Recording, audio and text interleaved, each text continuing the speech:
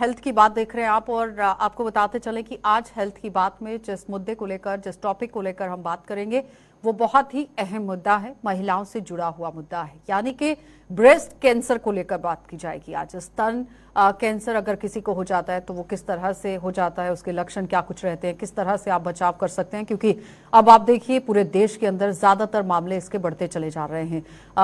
अमूमन हर घर के अंदर परेशानी तो नहीं देखी जाती है, लेकिन जिस महिला के अंदर इसकी परेशानी हो जाती है तो काफी गंभीर हालत भी देखी जाती है। तो इसी पर आज हम चर्चा भी करेंगे, लेकिन ग्राफिक्स के जरिए सबसे पहले आपको समझा देते हैं कि आखिर ब्रेस्ट कैंसर है क्या और किस तरह से ये फैल सकता है। तो काफी परेशानियां भी आपको हो सकती है, लेकिन उस बीच में इससे बचना किस तरह से है। तो ब्रेस्ट कैंसर क्या है? ब्रेस्ट कैंसर महिलाओं को होने वाली सबसे सामान्य बीमारी है।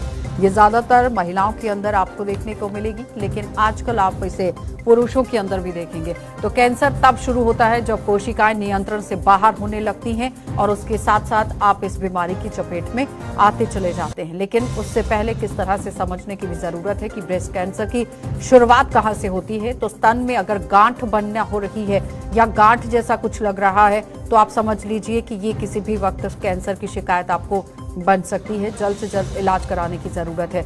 ये एक और जहां आप देखिए दोनों स्तनों में शुरू हो सकता है, वहीं पर काफी परेशानी आपको दे सकता है और काफी घातक जो है वो सिद्ध हो सकता है। लेकिन उस बीच में किस तरह से आप अपना बचाव कर सकते हैं, ये बड़ा सवाल है। अब यहाँ पर ब्रेस्ट कैंसर के कारण क्या कुछ रहते हैं, किस वजह से ये बीमारी आपको हो जाती है, एक महिला को अपनी चपेट में ले लेती है। ज्यादा उम्र आपकी हो गई है, ज्यादा वजन आपका हो गया है, परिवार का इतिहास है, तो भी आपको ये समस्या हो सकती है। एस्ट्रोजन युक्त दवाएं अगर आपने ली हैं उससे भी हो सकती है।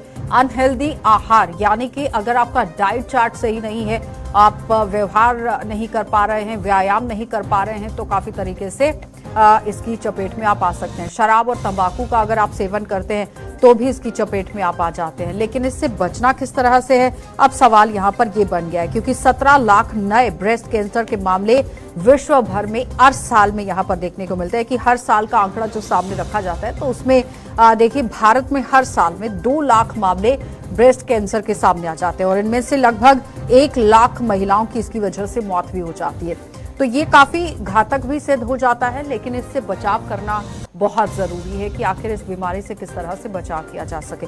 तो चलिए पैनल की ओर बढ़ जाएंगे, और पैनल में इस वक्त हमारे साथ डॉक्टर सत्यम तनेजा हैं, सर्जिकल ऑन्कोलॉजी। आपका बहुत बहुत स्वागत डॉक्टर जुड़ने के लिए। डॉक्टर समश्रेणी गौलीपेली हैं जो कि कैंसर सर्वाइवर हैं, आपका भी बहुत बहुत स्वागत जुड़ने के लिए। तो सबसे पहले तो मैं सर्वाइवर के पास ही जाऊंगी, डॉक्टर समश्रेणी के पास ही जाऊंगी कि किस तरह से परेशानी जो है वो देखने को मिल सकती है, क्योंकि अगर एक शख्स को कैंसर हुआ है उसके लक्षण क्या कुछ रहते हैं, सिम्टम्स क्या कुछ रहते हैं, एक सर्वाइवर से बेहतर कोई नहीं समझ सकता है, ना ही बता सकता है। तो doctor Samshreni. Good evening everyone, I am doctor Samrakshini. मैं एक कैंसर सर्वाइवर और खुद एक गायनेकोलॉजिस्ट हूं। आप मुझे सुन रही हैं सबके डॉक्टर? जैसा मेरे कैंसर, हेलो जी, मैं सुनाई दे रही हूँ क्या आपको? हाँ, तो गुड इवनिंग हाँ everyone, I am doctor Samrakshini. मैं एक जी। Cancer survivor, breast cancer survivor हूँ, एंड मैं खुद एक गायनेकोलॉजिस्ट भी हूँ।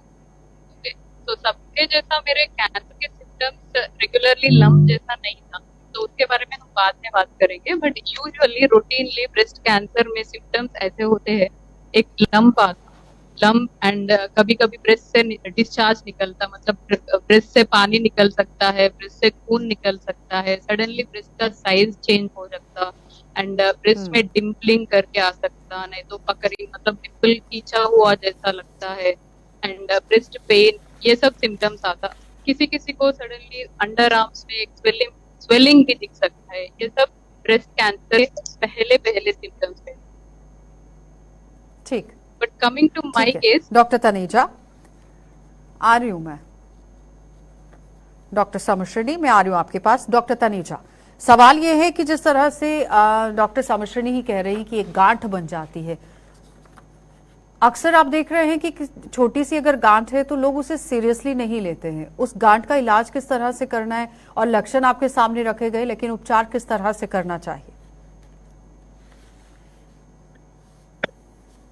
आशा जी, मैं आपके दर्शकों को एक चीज बताना चाहूंगा। डॉक्टर समरेश्वरी ने बताया अभी कि वो खुद एक कैंसर सर्वाइवर है और उनको कोई गांठ नहीं हुई थी। तो कुछ कॉमन लक्षण जो देखे जाते हैं, मोस्ट कॉमन गांठ ही बोला जाता है, कोई लंप या गांठ आपके ब्रेस्ट में फील हो आपको। दूसरा, निपल डिस्चार्ज मोस्ट कॉमन एक लक्षण होता है। तीसरा, निपल के साइज में चेंज होना या डायरेक्शन में चेंज होना, या बगल में गांठ होना, आर्मपिट एरिया में जो बोलते हैं हम एक्जिला बोलते हैं। ये सारी गांठें सब कैंसर नहीं होते। मैं आपके दर्शकों को ये बताना चाहता हूं कि ये सारे लक्षण से घबराए नहीं कि मुझे कैंसर हो गया है। इसमें से 15 से 20% लक्षण ही कैंसर होते हैं। तो इसलिए अगर कोई ऐसा लक्षण हो आपको तो अपने स्पेशलिस्ट के पास जाएं, जांच कराएं, जांचें। इसकी आगे बात करेंगे, जैसे हम ट्रिपल असेसमेंट बोला जाता है इसके एग्जामिनेशन को, तो वो कराएं तो ताकि डॉक्टर आपको तनेजा, क्लियर जो हो इसका कि ये पहला कैंसर है लक्षण कि रहता नहीं है है। वो क्या रहता है? Sorry, I could not here you, एक बार दोबारा बोलेंगे? पहला लक्षण क्या रहता है? फर्स्ट सिम्टम क्या रहेगा? पहला लक्षण क्या देखकर आप पहला समझ लक्षण सकते हैं कि गांठ ये आपको बीसी की शक्ल में देखने को मिल सकता है? मोस्ट कॉमन पेशेंट्स जो हम देखते हैं वो गांठ के साथ ही प्रेजेंट करते हैं। दूसरा कॉमन जो लक्षण है वो है निपल डिस्चार्ज। तीसरा कॉमन सिम्टम है जो बगल में गांठें प्रेजेंट हो जाती हैं, आर्मपिट एरिया में, एक्सिलरी एरिया में।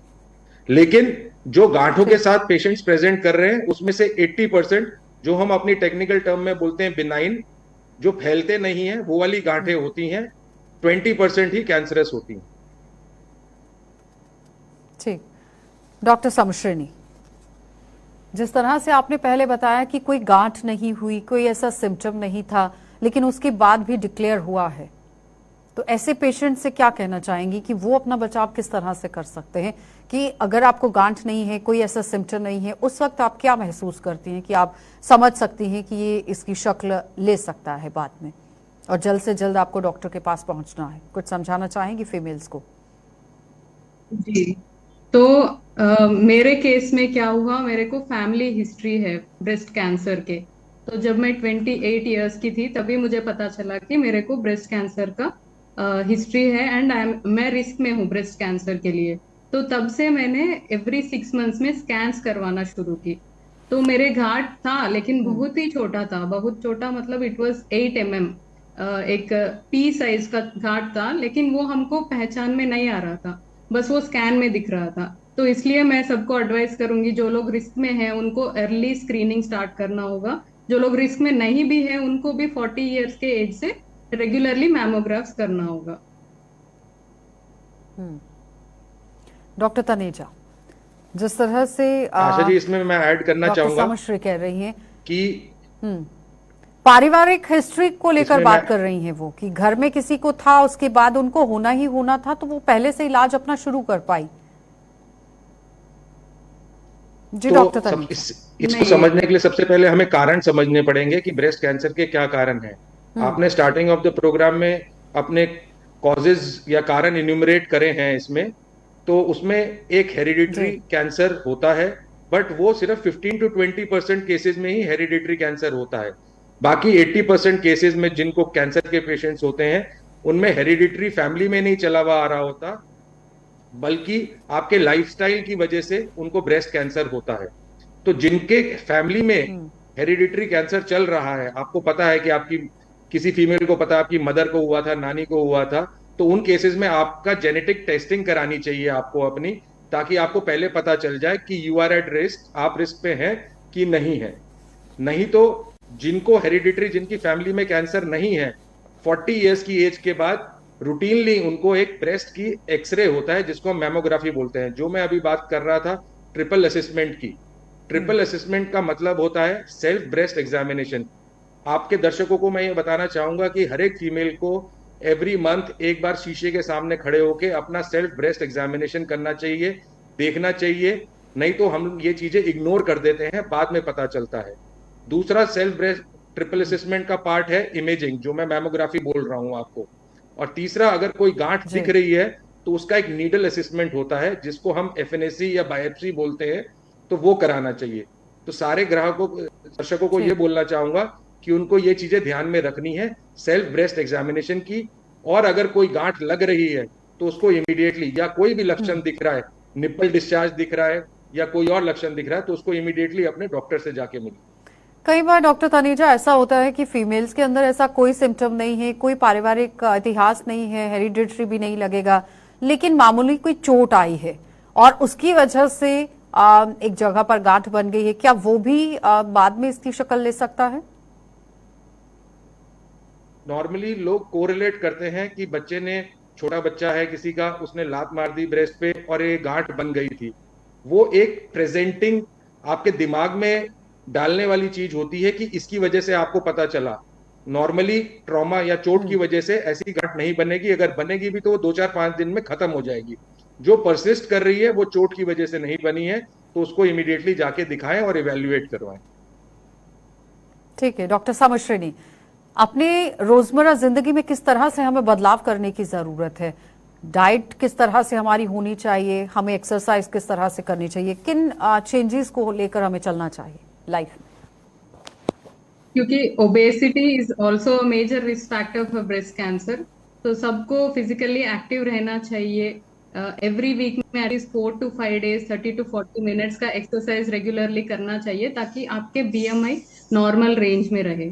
एंड डाइट में भी ये नॉन वेजिटेरियन फूड थोड़ा अवॉइड करके, क्योंकि आजकल ऐसा भी सुनने में आ रहा है कि नॉन वेजिटेरियन फूड में थोड़ा हार्मोन्स का भी इस्तेमाल कर रहे हैं।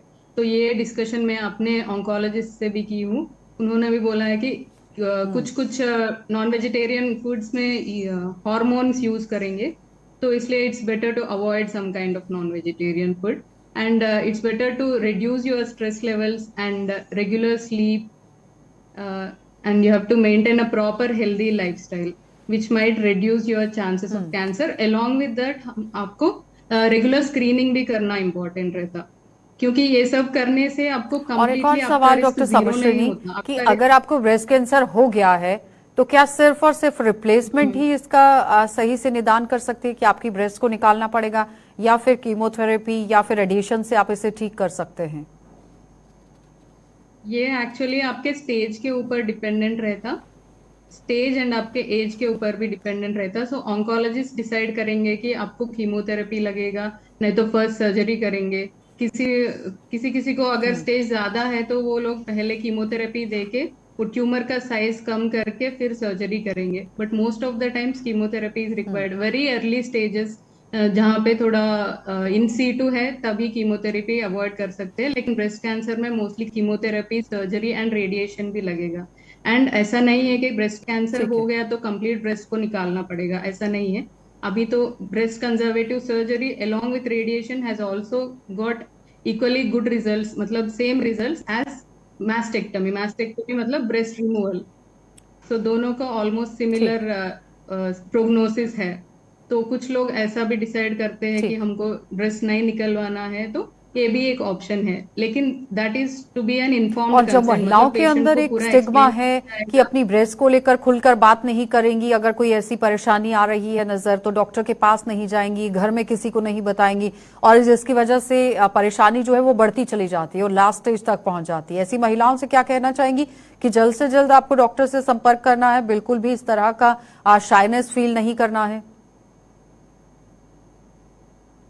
बिल्कुल भी, क्योंकि मैं खुद एक महिला होके, कैंसर सर्वाइवर भी होके, डॉक्टर भी होके, इसलिए एवरी टाइम कैंसर के बारे में बात करती हूँ एंड स्पेशली ब्रेस्ट कैंसर के बारे में बात करती हूँ, क्योंकि हमको ये ओपनली डिस्कस करना चाहिए। मैं पहले जब मैं ब्रेस्ट कैंसर सर्वाइवर नहीं थी, मुझे नहीं पता था इतने लोगों को ब्रेस्ट रिलेटेड इश्यूज है। जब से मैं बात करना शुरू की, बहुत सारे मेरे आसपास के लोग आके मुझे बोल रहे हैं कि मुझे ये प्रॉब्लम है, वो प्रॉब्लम है। तो हम बात करने से ही लोग फ्रीली फील होके हमको मतलब हम आपके प्रॉब्लम्स एक्सप्रेस करेंगे, ऐसा।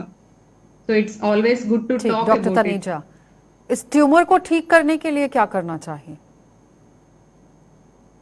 देखिए, जैसे अभी डॉक्टर साहब ने बताया आपको कि कैंसर का इलाज 3 चीजों से होता है, किसी भी ऑर्गन का कैंसर। एक है कीमोथेरेपी, सर्जरी, और तीसरा रेडिएशन। जबकि ब्रेस्ट कैंसर में एक चौथा ट्रीटमेंट और होता है जिसको हम बोलते हैं हार्मोनल ट्रीटमेंट। बट वो डिपेंड करता है कि वो किस तरीके का कैंसर है। बायोप्सी में उसका सबटाइप देखा जाता है, उसके बेसिस पे डिसाइड होता है कि पेशेंट को हार्मोनल ट्रीटमेंट दिया जाएगा कि नहीं दिया जाएगा। जो लंबे टाइम के लिए चलता है, for ji. About 5 to 10 years। तो कौन से टाइप का कैंसर है, कौन सी स्टेज का कैंसर है, उस पर डिपेंड करता है कि जो ट्रीटमेंट है, ये 4 मोडालिटीज ऑफ ट्रीटमेंट है: surgery, chemotherapy, radiation and hormonal treatment.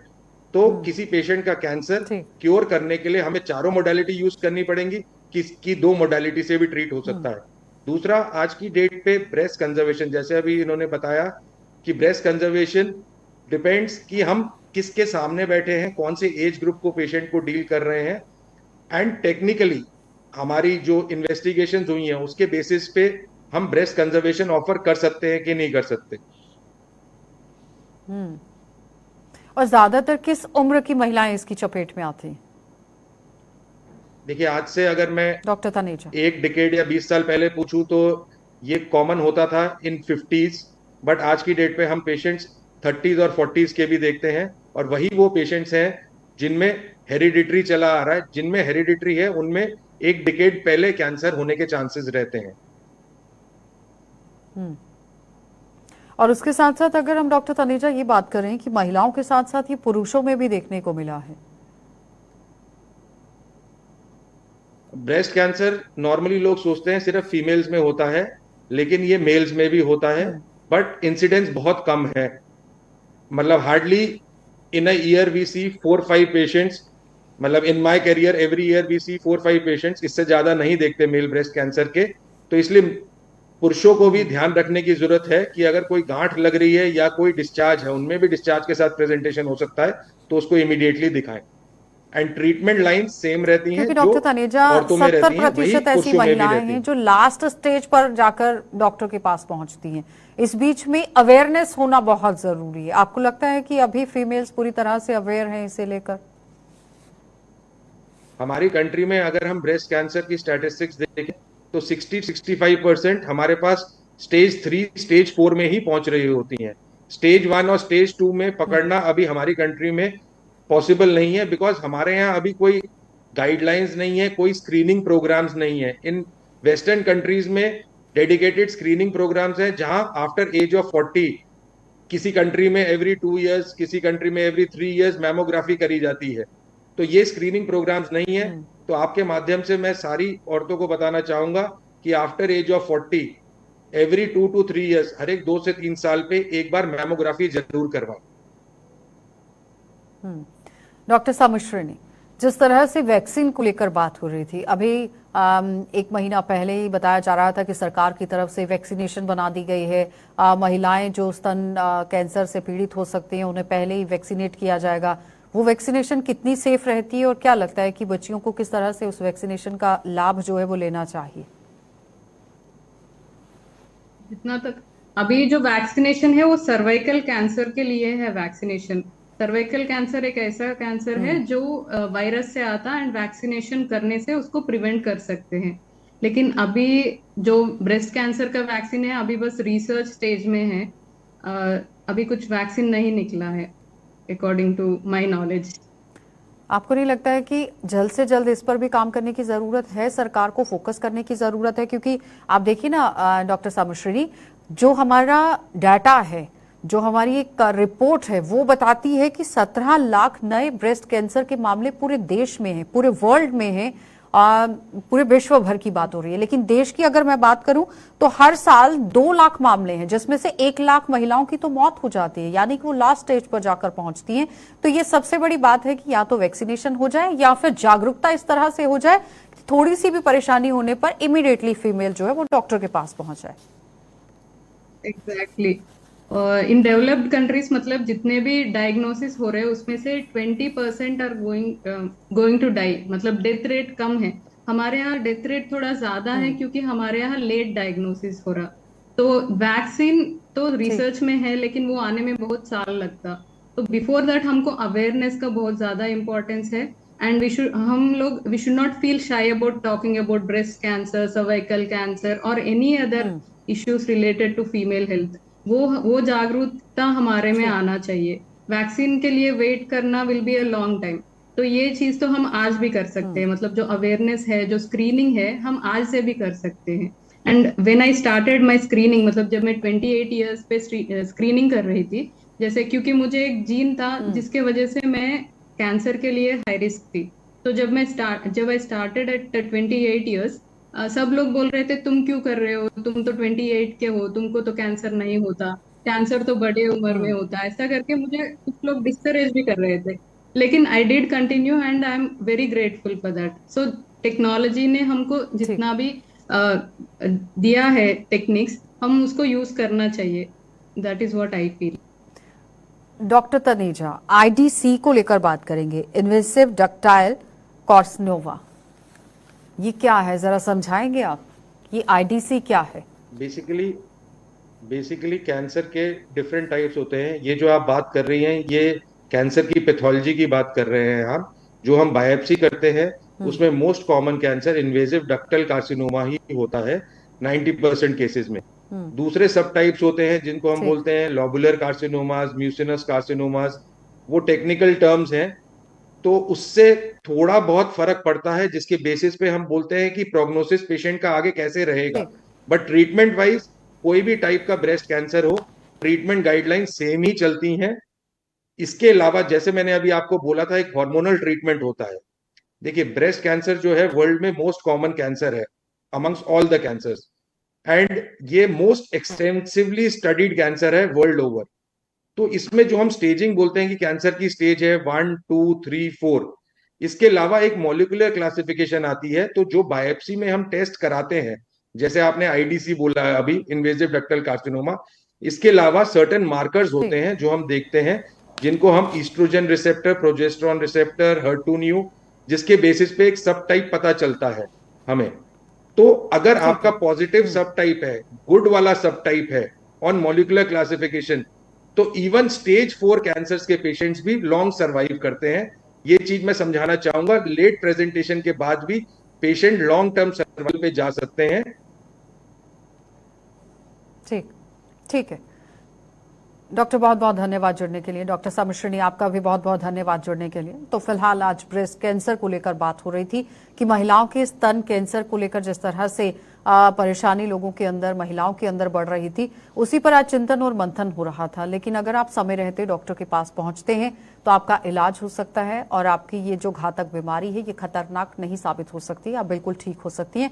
सिर्फ और सिर्फ थोड़ी सी जागरूकता अपने अंदर लाने की जरूरत है और बिल्कुल भी शाइनेस फील करने की जरूरत नहीं है। खुलकर अपनी बात डॉक्टर के सामने रखने की जरूरत है और प्रॉपर एक ट्रीटमेंट लेने की जरूरत है। उसके बाद आप देखिए कि आंकड़े जिस तरह से बढ़ते चले जा रहे हैं, 2 लाख आंकड़ा पूरे देश के अंदर है और उसके बाद 1 लाख महिलाओं की मौत की खबरें हैं, तो ये बिल्कुल कम होते चले जाएगा। सिर्फ और सिर्फ थोड़ी सी जागरूकता लाने की जरूरत है। फिलहाल कार्यक्रम में इतना ही। देश और दुनिया